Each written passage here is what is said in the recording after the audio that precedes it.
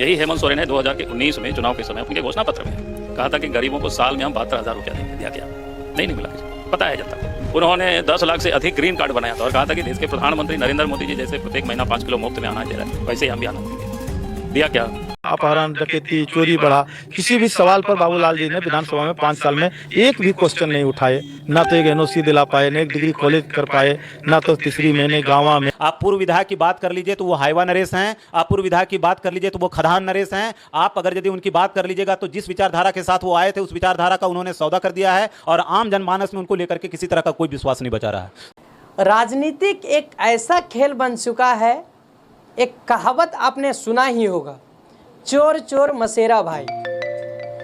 इस कहावत के असली मतलब जो है इस वीडियो में आपको निकल कर आएगा और आपको पता चल जाएगा आखिर क्यों, ऐसा कहाँ से, ऐसा क्यों हो रहा है, इस वीडियो के माध्यम से आप देख सकते हैं।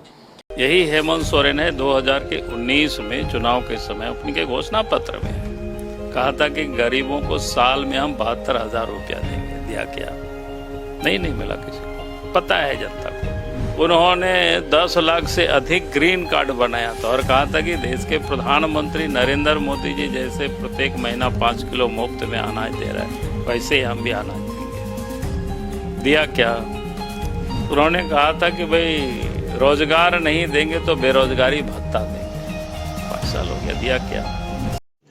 रुको जरा, सब्र करो। धनवार विधानसभा में 5 साल जो बाबूलाल मरांडी ने लोगों के विकास काम को पीछे धकेल दिया, यहाँ पर इतनी बड़ी बड़ी घटनाएं घटी। अंशु बर्णवाल, चंदन बर्णवाल की हत्या हो गई, या आपके सोनू रविदास हो, ऋषि कुमार हो, कितने लोगों के साथ में यहाँ अपहरण, डकैती, चोरी बढ़ा।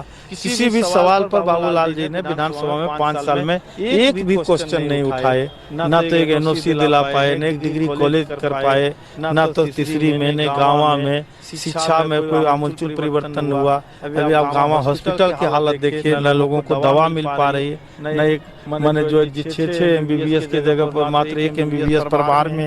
और अभी तो रुको, क्लाइमैक्स अभी बाकी। पूर्व विधायक की बात कर लीजिए तो वो हाईवा नरेश हैं, आप पूर्व विधायक की बात कर लीजिए तो वो खदान नरेश हैं। आप अगर यदि उनकी बात कर लीजिएगा तो जिस विचारधारा के साथ वो आए थे उस विचारधारा का उन्होंने सौदा कर दिया है और आम जनमानस में उनको लेकर के किसी तरह का कोई विश्वास नहीं बचा रहा है। दूसरी बात अगर यदि आप कर लेंगे वर्तमान विधानसभा की बात, तो सबसे पहले जो हमारे विधायक हैं उन्होंने तो जो है वो ठग करके ही अपना चुनाव जीता है। कहीं ना कहीं वो कह रहे थे कि हम जो है वो यदि भाजपा में चले जाएंगे तो कुतुब मीनार से कूद जाएंगे, और कूद भी गए, लेकिन जाकर के भाजपा के गोद में बैठ गए। और वो मुख्यमंत्री बनने के क्रम में इतना अधिक उस मद में पागल हो गए हैं कि अगर यदि आज धनवार की जनता उनको दूरबीन लेकर के धनवार में खोजेगी तो आप जो है वो लोग खोज नहीं पा रहे। देखिए